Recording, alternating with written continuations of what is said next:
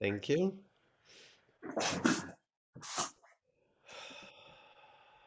Great. Welcome back, everybody. It is a pleasure for me to. This is how I started the last introduction to introduce my friends. Introduce my friend. Now you know I have two friends.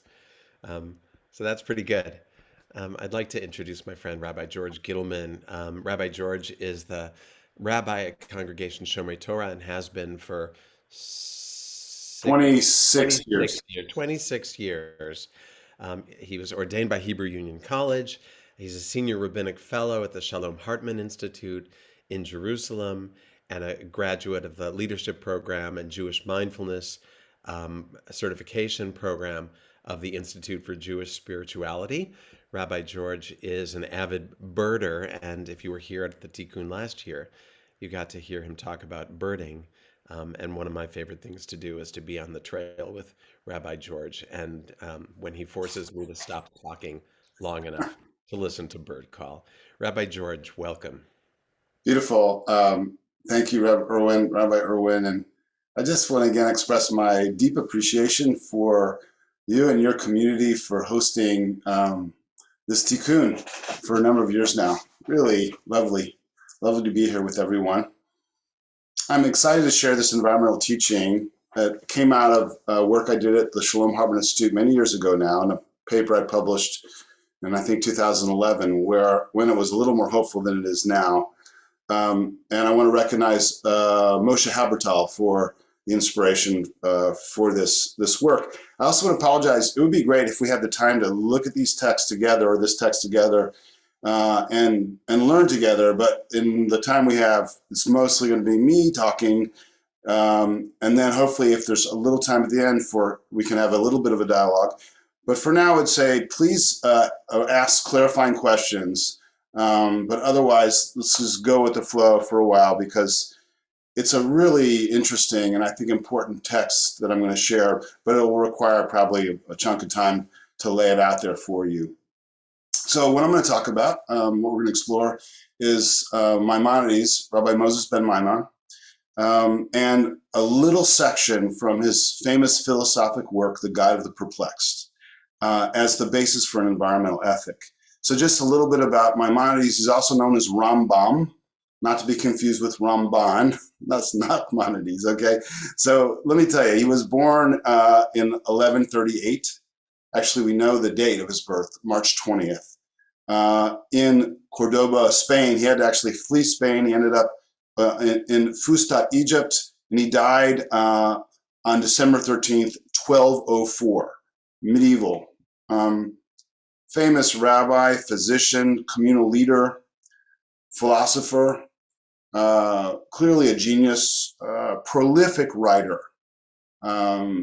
famous for all kinds of his works, the Mishnah Torah, his great Jewish legal work, commentaries to the Hebrew Bible, the Talmud, various treaties, response literature. So questions were sent to him, and he would answer them. Maybe the most famous would be his letter to the convert Obadiah. If you never read it, it's beautiful. And then the Guide to the Perplexed, which is his most famous philosophic work. He wrote this book, or this is a book actually, to the Jewish elite, who in his time were greatly influenced by Aristotelian thinking, which the Arab world had saved from oblivion and translated into Arabic, and then Jews translated into Romance languages, by the way, and that brought on the Renaissance and the Enlightenment. Maimonides wrote the guide for this audience, the Jewish elite, and his goal was to prove that the two worlds, the world of science and inherited tradition, like the Torah and Jewish tradition, were compatible. So an example is in the Guide to the Perplexed, he spends a lot of time showing that the language of the Torah is actually the language of Aristotle. So he's really confused, for example, with anthropomorphisms. And he goes painstakingly through each time God is pictured in a human form, like God speaks or walks, like in the garden. He shows how that's actually a metaphor and can't be understood in literal terms. Now, the guide was written in code because he realized that if the traditional Jewish world realized what he was writing, they would probably burn his books, which, by the way, they did for a couple hundred years. He did eventually survive this attack, but so he wrote it in code, and it's very hard. Don't go out and buy the book. I wouldn't recommend it. Even with commentary, it's pretty challenging. You need a teacher. But luckily, the short section that we're going to look at, really 3 chapters in book 3 of the guide, is pretty straightforward. And so we don't have to deal with the code aspect. I mean, you pretty much can read it and understand it. So these 3 chapters, on the surface, are a discourse on good and evil. But as you'll see, his understanding of these words, or the way he uses them, aren't the way we would necessarily understand them, especially evil. So he, like any good philosopher, he does define them, these terms, good and evil. And I'm going to walk you through them. Don't worry if you don't understand it completely. If you have enough of understanding to move forward, great. If not, please raise your hand and I'll do my best. So when we think of evil, we think of intent as opposed to misfortune. Someone intentionally does something to harm you, and we might call that action evil. But when Maimonides uses the word evil, he actually means something different. Limitation, or as the translator of the guide, the most famous translation, Shalom Hartman writes, he calls it privation. So I'm going to use the word privation, which means limitation. So, for example, Maimonides writes, all evils are privations. Any privation, including ignorance, that is limited knowledge, is considered evil. Okay, so just understand that first. Good, on the other hand, is that which is eternal and unchanging. So when he says that, he means God. God is eternal and unchanging. And for him, that's very important. We might not agree about unchanging, for example, but for him, God is the ultimate source of goodness, and God is eternal and unchanging. Thus, God is a paradigm for good, and all that God creates, by definition, is good. So this is important to understand when you're working with this as an environmental ethic. All of creation is good because it flows from God, and God is the ultimate source of goodness. And then Maimonides, so he writes, and excuse the male language, is from the 12th century. His being, may he be exalted, that is God, is the absolute good, and regarding all that proceeds from him being undoubtedly an absolute good. While evil is a function of being material, coming in and out of being, I'll explain that, God flows from its source in the divine. Good flows from its source in the divine. So God's perfect goodness begets goodness in whatever God creates.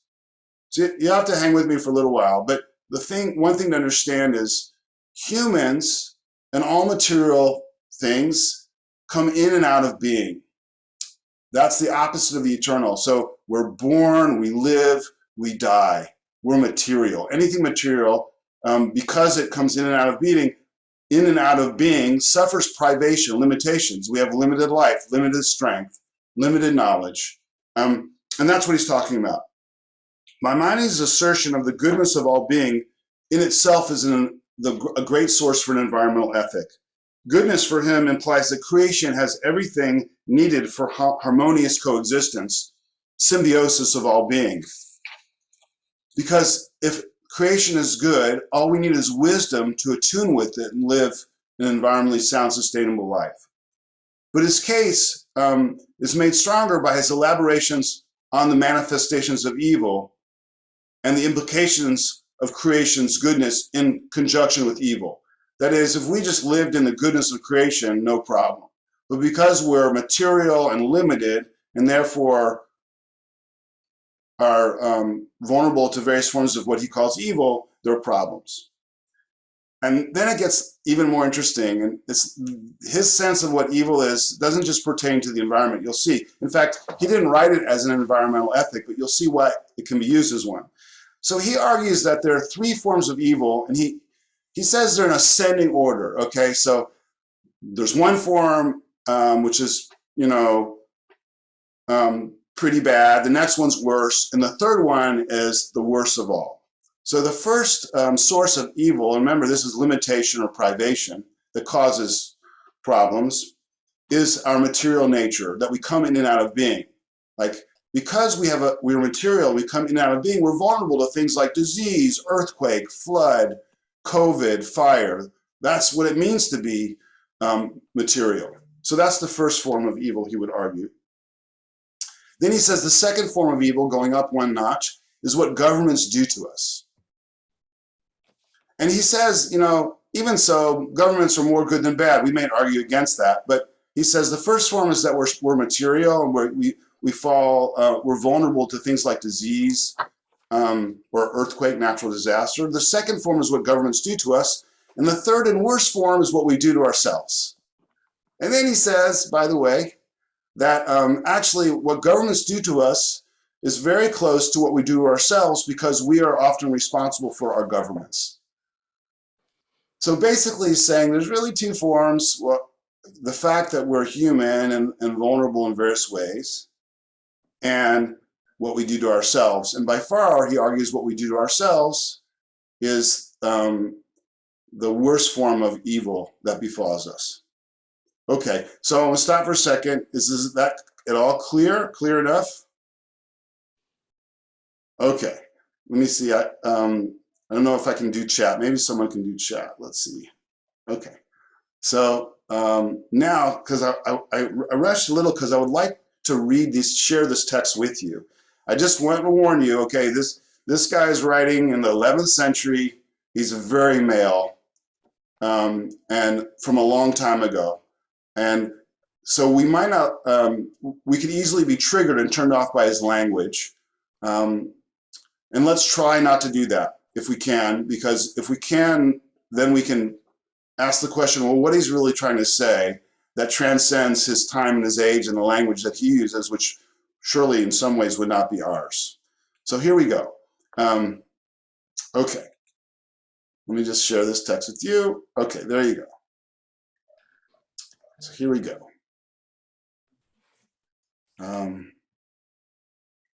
So I gave you the first two, that we're material and what governments do to us. And now he's going to elaborate on the third. And I've shortened it some so that hopefully we have the time to explore it a little bit. So he goes on. The third class of evils comprises those which everyone causes to himself by his own action. This is the largest class and is far more numerous than the second class. It is especially of these evils that all men complain. Only few men are found that do not sin against themselves by this kind of evil. ... because it goes long list. This class of evils originates in man's vices, such as excess desire for eating, drinking, and love, indulgence in these things in undue measure or an improper manner, partaking of bad food. This course brings disease and affliction upon body and soul alike. The sufferings of the body in consequence of these evils are well known. Those of the soul are twofold. First, such evils of the soul as are the necessary consequences of changes in the body, insofar as the soul is a force residing in the body. It has therefore been said that the properties of the soul depend on the condition of the body. So he's saying, look, if you drink in excess, or eat in excess, or do anything in excess, you're going to bring upon privation, limitation, evil, and suffering from it. And all of us humans suffer in some ways from this kind of behavior. We have trouble regulating some ways our behavior, and in the ways in which we have trouble regulating our behavior, there are consequences. He was a man who believed in the mean. I don't think he was fun to hang out with, but I'm not sure he knew what fun was. But still, I think we understand what he's saying when he talks about this. And what's interesting here is that Maimonides has an integrated approach to human health and well-being. Soul and body are connected and affect each other. Can I keep going? Okay. Secondly, the soul, when accustomed to superfluous things, acquires a strong habit of desiring things which are neither necessary for the preservation of the individual nor for that of the species. Think about that for a second. What happens when we start to, overindulge and develop bad habits, or are caught up in addiction, for example? This desire is without limit, whilst things which are necessary are few in number and restricted within certain limits. But what is superfluous is without end. You desire to have your vessels of silver. Remember, this is from the 12th century. But golden vessels are still better. Others have even vessels of sapphire, or perhaps they can be made of emeralds or rubies, or any other substance that could be suggested. Thus, those who are ignorant, and I'm sorry, this is a harsh man. Those who are ignorant and perverse in their thought are constantly in trouble and pain because they cannot get as much of superfluous things as a certain other person possesses. Okay, how we doing? I think we can say that Maimonides is describing the adverse effects here of idolatry, making something of ultimate concern that is not of ultimate value. And what happens when we do that? He goes on to say, these people get caught up in idolatry of this kind. They, as a rule, expose themselves. Am I still in the right place here? Hold on. Yeah. They, as a rule, expose themselves to great danger by sea voyage or service of a king, and all this for the purpose of obtaining that which is superfluous and not necessary. So this is likely an autobiographical note. Maimonides lost his brother to a sea voyage. His brother was involved in commerce, and he was, on a business trip across the seas, and he died. And Maimonides was thrown into a Great Depression, and this is likely a comment about what happened to his brother. Yes, did I skip? Yeah, there we go. Okay. In which is superfluous and not necessary. When they thus meet with the consequences of the course which they adopt, they complain of the decrees and judgments of God. They begin to blame the time and wonder at the want of justice in its changes, that it has not enabled them to acquire great riches, with which they could buy large quantities of wine for the purpose of making themselves drunk, and numerous concubines adorned with various kinds of ornaments of gold, embroidery, and jewels, for the purpose of driving themselves to voluptuousness beyond their capacity, as if the whole universe existed exclusively for the purpose of giving pleasure to these low people. Right. I wonder who comes to mind when you hear that. I wrote a little note here. Maimonides was probably not fun to be around, but he does eerily describe the times we are in. A certain former president comes to mind. As if the whole universe exists exclusively for the purpose of giving pleasure. Okay, I'll continue. The virtuous and wise, however, see and comprehend the wisdom of God displayed in the universe. For those who observe the nature of the universe, see clearly God's mercy and truth in everything. They seek, therefore, that which the Creator intended to be the aim of man's comprehension. Forced by the claims of the body, they seek also that which is necessary for the preservation of the body, bread to eat and a garment to clothe. And this is very little, but they seek nothing superfluous. With very slight exertion, man can obtain it, so long as he is contented with that which is indispensable. All the difficulties and troubles we meet in this respect are due to the desire for superfluous things. When we seek unnecessary things, we have difficulty even in finding that which is indispensable. For the more we desire to have that which is superfluous, the more we meet with difficulties. Our strength and possessions are spent in unnecessary things and are wanting when required for that which is necessary. Observe how nature proves the correctness of this assertion. The more necessary a thing is for living, the more easily it is found and the cheaper it is. The less necessary, the rarer and clearer it is.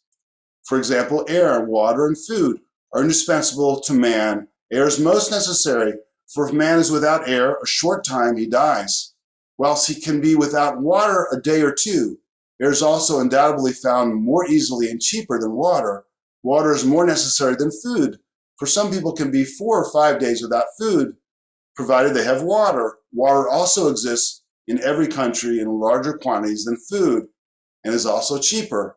The same proportion can be noticed in the different kinds of food.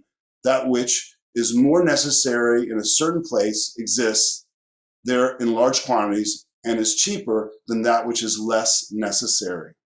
Okay, I want to stop sharing for a moment. Did you understand any of that?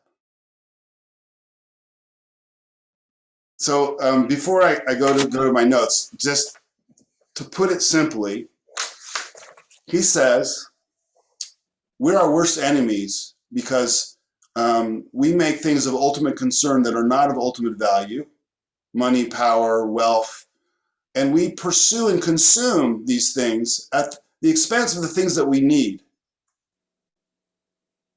And this works against the goodness of creation, because creation is good and designed so that the more we need it, the more available it is. Like, we need air. There's lots of air, he says. And then the next thing we need is water. Well, there's a fair amount of water. And then we need food. Okay, well, there's less food than water, but there's still a lot of food. If you live wisely, you can tap into the goodness of creation and live in symbiotic harmony. But if you don't, which most human beings don't, then that's where we maximize our privation, our limitation, and bad things happen, like the environmental collapse we're on the very edge of. So I want to stop for a second. I'm just trying to be mindful of time, but I think we have a little time. So any questions or comments about this so far? Let's see. Someone help me in case I miss somebody. Greek Stoics. I'm sure there's a connection. I'm not. I'm not that versed in the Stoics. I haven't studied them for a while, but I think there's likely some crossover. He was an Aristotelian thinker, so mostly he channels Aristotle. In fact, he argues that Moses was really an Aristotelian thinker, if you really understand Moses. But Beverly has a raised hand, so Beverly, please. Yeah, Rebbe, I'm wondering, I've read a little Maimonides before, and in this, but not this passage. I'm wondering why he is talking only about what we do to ourselves and not what we do to others as part of his ethics. Isn't that very interesting? That is so interesting. And I don't have a good answer. He addresses it in other places, but for whatever reason, that's not the focus of this discourse here. But I just have to rest with that question and say I don't have a good answer for it, but I think that's a great question. It's missing from this part of the guide.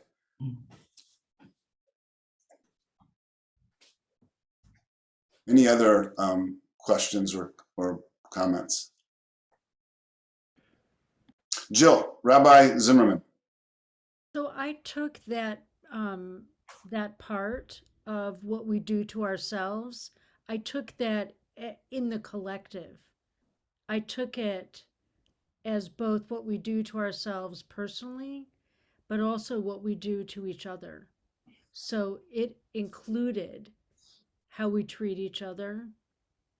It included that for me. Makes sense. Makes sense. Cool. Any other questions or comments? I love how aware he is of the economy of luxury, of how much money you can make from convincing people that they need something that they don't actually need. Yeah, yeah. And when I think about this in a personal sense, I realize how much I can get caught up in things. think I need them, want them. Um, you know, simple things, but have a big impact. Like, okay, my electric razor is you know, I need new blades. Well, I can get new blades for $30, but I could get a new shaver for $60. So why not a new shaver and just throw the old one into the pile? And when you multiply that by millions of people and millions of products, you're like, whoa, you know, big impact. And then just taking a step deeper into the psyche or the neshama, the soul, what happens to our neshama when we get caught up in this kind of thinking? It starts to distort and get confused and thinks that actually my existence is all about material well-being and not about internal, you know, health and happiness that can't be derived from the material. Leah, please. Do you think he would have been aware of asceticism as a practice in any tradition? I'm thinking particularly of yogis, but certainly there were ascetics. Were there ascetics in Jewish You know, ascetics? he would be aware, but he was really clear that the mean was his, and this again is, you know, from the Greek tradition as much as anything, the mean was his goal, not too much of anything. Also, you know, he comes across as a bit severe, but aesthetic traditions aren't much, don't resonate much in Jewish tradition.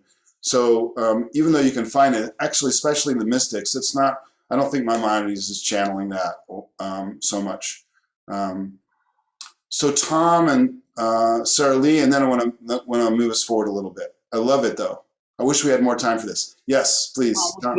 I would just piggyback on what Rabbi Jill was saying, is that and I am not familiar with this text, but when talking about the desires that a person has for, you know, the various appetites, that initially it starts with the person, but in order to obtain those things, by implication, this person's going to have to go out and exploit or do things to other people. So I think it's implied, even though it may not be so explicit.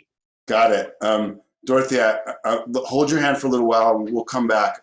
I think we'll have time at the end. I want to push us forward, and then hopefully there'll be time at the end for more dialogue. Again, I apologize.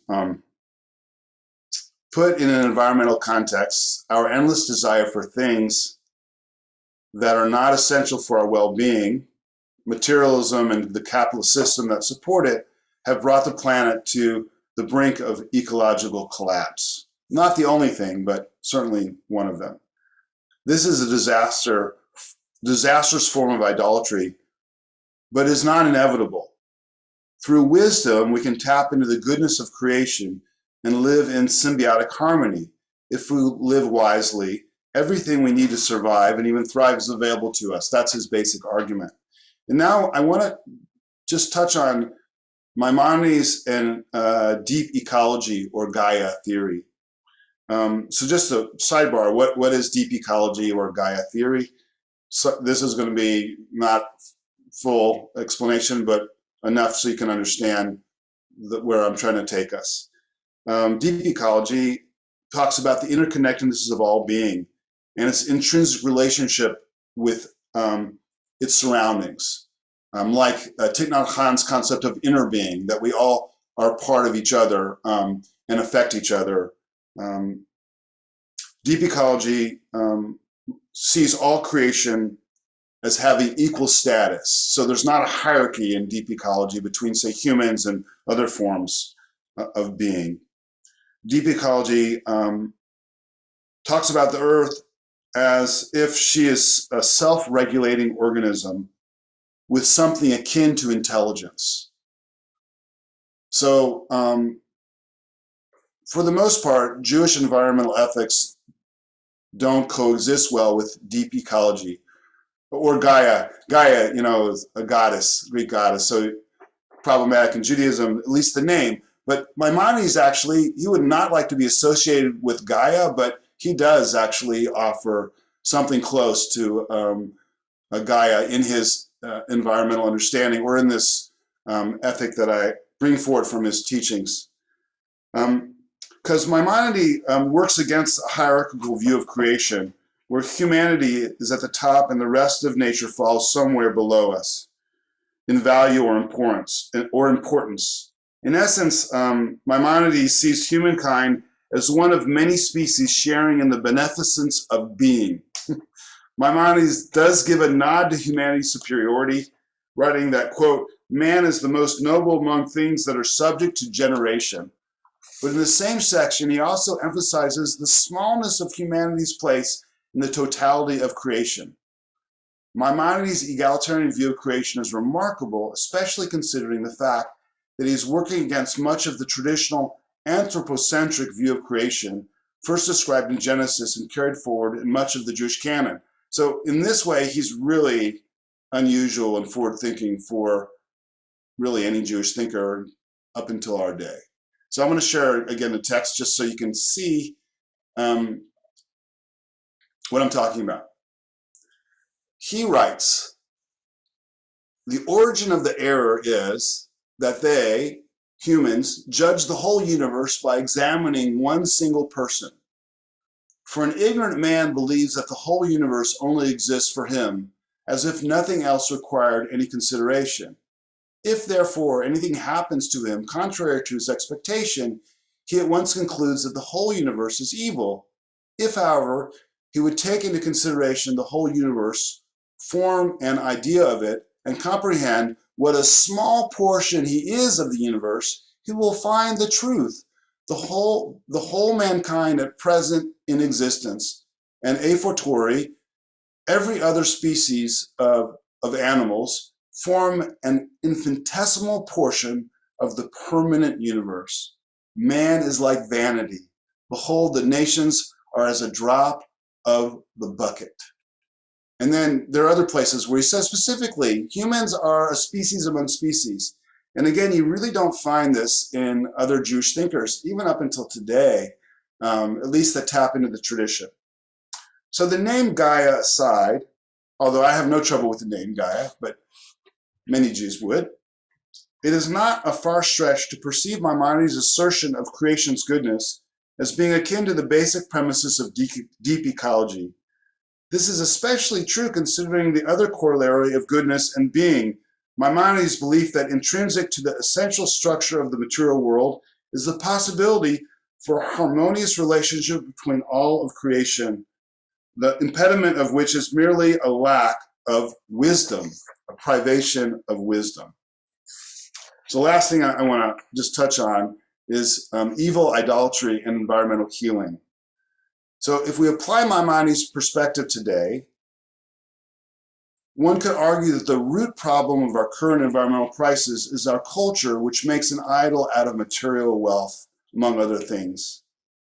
This false value is a lens which distorts reality to such a degree that it puts our lives and the lives of the planet at risk. So he writes, and we already looked at this, but just it's good to hear it again. For whereas all necessary things are restricted and limited, that which is superfluous is unlimited. If, for instance, your desire is directed to having silver, it would be better if it were of gold. Some have crystal plate, and perhaps plate is procured that is made out of emeralds and rubies, and so forth. In most cases, such a man exposes himself to great dangers, such as arise in a sea voyage and the service of kings, his aim therein being to obtain these unnecessary luxuries. If one restricts oneself to what is necessary, this is the easiest of things and may be obtained with a very small effort. If we just pursue what we need to live well in the world, we don't put ourselves at risk or the planet at risk. Then he goes on, for the more frequently hopes cling to the superfluous, the more onerous does the matter become.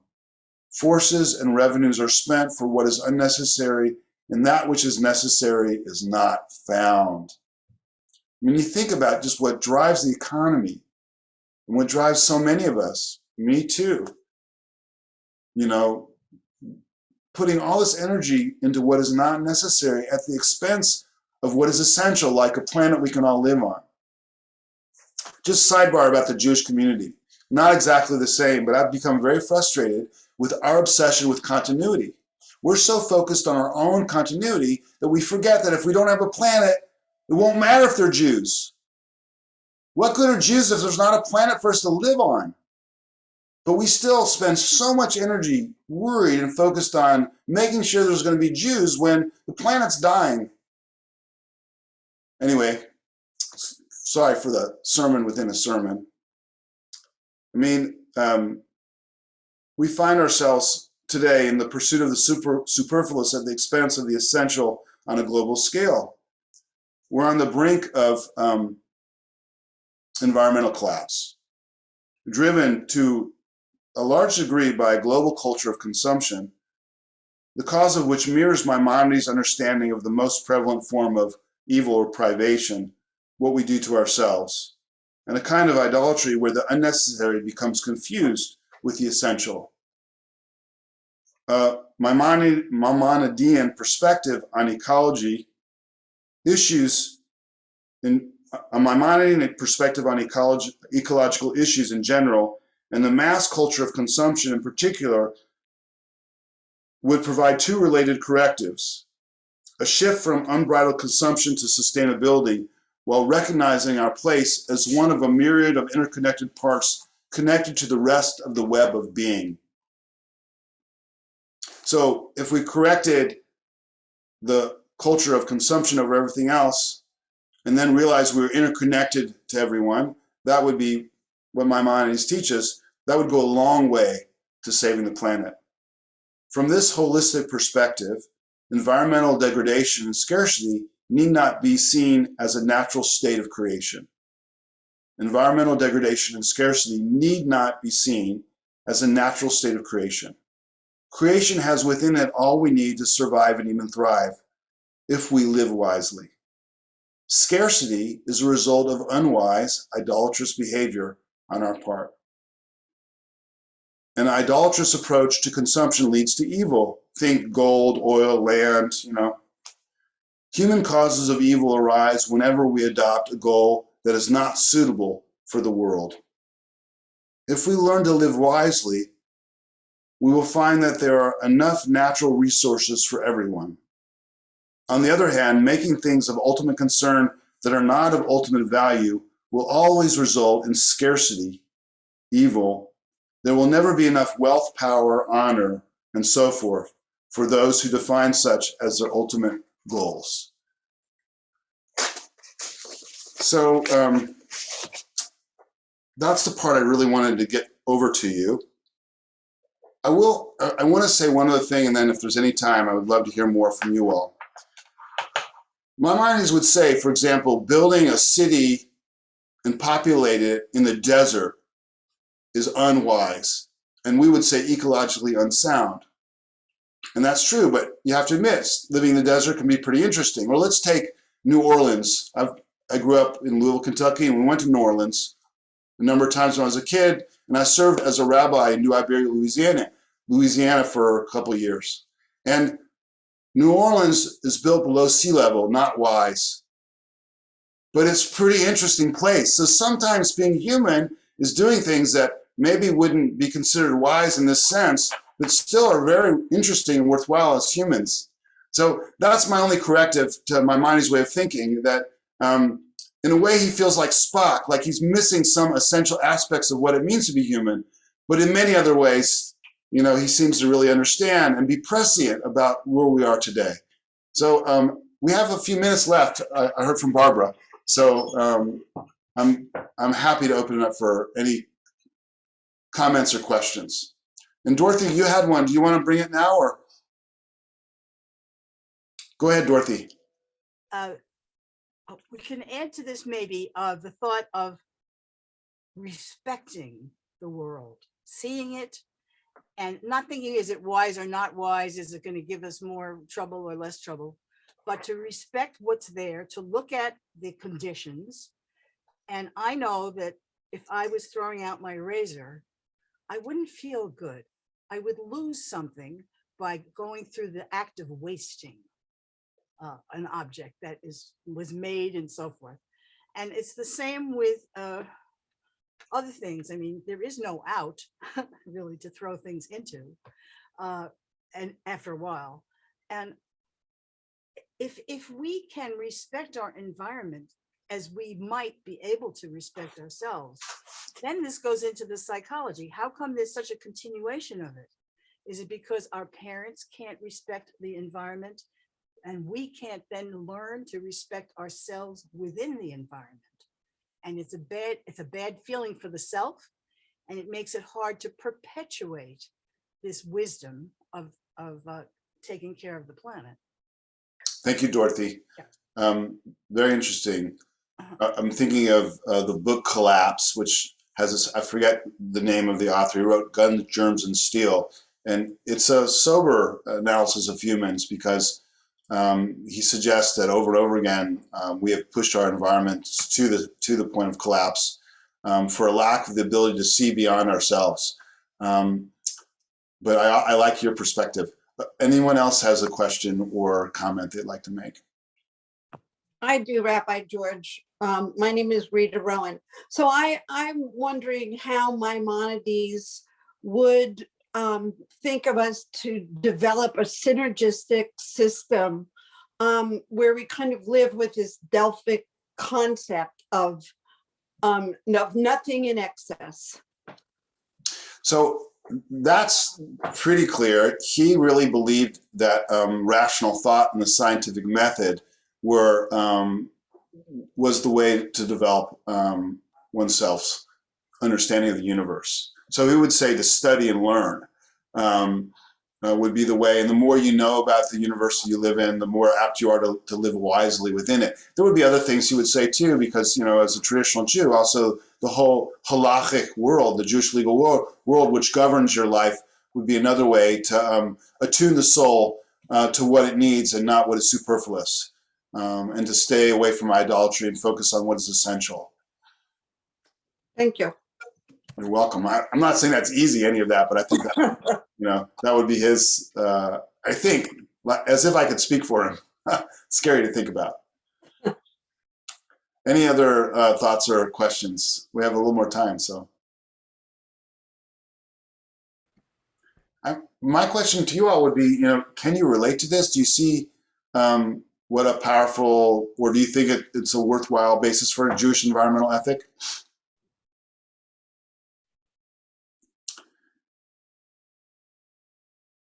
And then could you see, relating it to your own life? Yes, Judith.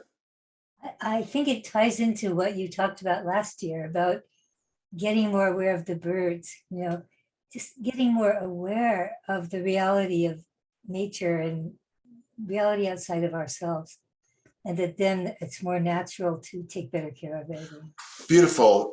Thank you, Judith. Reb Judith. So birding and also animal tracking, I really are deep spiritual practices for me, and they do precisely that. Because although I have a problem with consumption for sure, but in terms of an awareness of what's around me, the more curious you are, the more you realize how much of being is around you, don't notice it, and how really beautiful it is and essential it is. And with that awareness, as Dorothy also said, you become more attuned and sensitive in all kinds of ways. Like when I go tracking at the beach now, we look at the tracks that bugs make in the sand. We get really interested, like what kind of beetle, what is a centipede or a millipede? And just by doing that, you develop an awareness and a sort of kinship with beings that you never might have had before. So thank you, Reb Judith. Anyone else? Yes. I don't know whose hand's up, but whoever's hand's up. That's Robin. Robin. And Robin and then Beverly. Great. Good evening, Rabbi Gittleman. George, Yes, please. George, of course. You ask about living that way, or at least that's the way I'm rephrasing your question. I kind of do because I was brought up that way on a farm. And as a farm girl, you just do things that are good for the land. There's just no question about it. And so what that gives you at some point, and you can kind of touch into it anytime you want, is the sense of peace, of the evenness of things, of dealing with things on their own terms. So I say that, you can feel more peaceful if you adopt the kinds of practices that that you bring forth from the Rambam. Nice. Thank you. If you're interested in article's been out for a while, but that link will take you to the full article that I wrote many years ago now. Barbara, how are we doing? We have a little more time for another question or two. I think we have at least one other person, so let's go for it. Who is the next other person? Beverly, please. Yes, Rabbi, Maimonides was also a doctor, so that would help explain his profound interest in this issue of how much we consume and what's good for us and what's not good for us. And don't I remember towards the end of his life, he was doctor to the Sultan? He was, and to the Sultan's harem. And to the Sultan's harem. Okay, I missed that part. And then I also heard in what you were saying, Moshe Halbertal and Avishai Margalit's book on idolatry. It's a very interesting book. I talked to Moshe Halbertal about my definition of idolatry, making something of ultimate concern that's not of ultimate value, because I learned it from Paul Tillich, not directly, but from one of his books. He's a Protestant theologian. And Moshe Halbertal assured me that Maimonides would have agreed with that definition. And if you read that book, you'll see it's a really interesting book. Moshe Halbertal is better in person, but all his books are also worthwhile. Better in person, okay. Yeah, but his books are still worthwhile. Thank you. Rabbi Diane or Rabbi Bert? Yes, thank you. Rabbi George, a question. My mind is still kind of stuck on these three levels of evil that you laid out at the beginning, and that the first level is materiality itself. And how would you, or how does the Rambam kind of reconcile this? I mean, we're talking about respect and really love for the natural world, which is the world of materiality. How do we hold those, or how does he hold those two seeming paradoxical? That's a really interesting question. And, he's not like all great Jewish thinkers. He doesn't always try to be consistent. In fact, he can be really contradict himself depending on what you read. But what I would say is this, that he believed that all being could perfect themselves in the limits that they are born with. So in that way, if we refine ourselves, be the best we can be, we can partake in the goodness of creation to the best of our abilities. And in that way, I think we share in this beneficence, this goodness. But for him, there is a distinction between the eternal and the material. And I think it's part of also being trapped in the philosophic model, the Aristotelian framework. But as I think about your question, I'm not sure I have a good answer. It's an interesting problem. Like, God is good and all creation flows from God and we're part of creation, but yet we're material. And because of that, we suffer from privation, which is a form of evil to him. Good question. What do you think? It's around suffering, right? How do we deal with suffering? And do we regard that as evil, or do we regard it as part of creation? Yeah. So I do know enough to say that he really thought through wisdom we can limit our suffering. So unnecessary suffering, I think he would say, is something you can avoid. So by living wisely and not idolatrously, you can avoid a lot of suffering. And that, I have also a Buddhist practice and a great interest in Buddhism. And I would say there's a lot of wisdom in Buddhist practice around this. Like, the mind is a source of a lot of suffering. And even though, life in many ways can be defined by suffering, there is a path to happiness or a great reduction in suffering. And Maimonides, I think, would say this is through wisdom. And actually, I think Buddhism and the Buddha would say a very similar thing. Or my understanding of the teachings would be very similar. Rabbi George, thank you for this beautiful, beautiful teaching and bringing Rambam to life for us in just the moment that we need some of this wisdom. My pleasure. Just always appreciating your philosophical mind and your ability to actually explain it clearly, which you consistently underestimate. Barbara, would you like to tell us what's happening next? Yes, in a little less than 10 minutes, we will be moving on to uh, a wonderful teaching by our dear friend Alyssa Hirschfeld. And she'll be talking about Am Yisrael High, scaling the mountain on Shavuot, on a totally different topic in terms of yet another environmental issue, and we'll very much look forward to that. So have a little bit of a breather, have a little stretch, and we'll come back at 8:30 and continue. And again, thank you, Rabbi George, for such a wonderful teaching and for sharing this tikkun with us for the last number of years. It's a rich experience for us to have our sister congregations so close together be so close together. So let's have a nice break and enjoy our time. Thank you. Chag Sameach. Thanks, everyone. Chag Sameach. Lovely being with you. And continue to put feedback for Rabbi George in the chat if you want.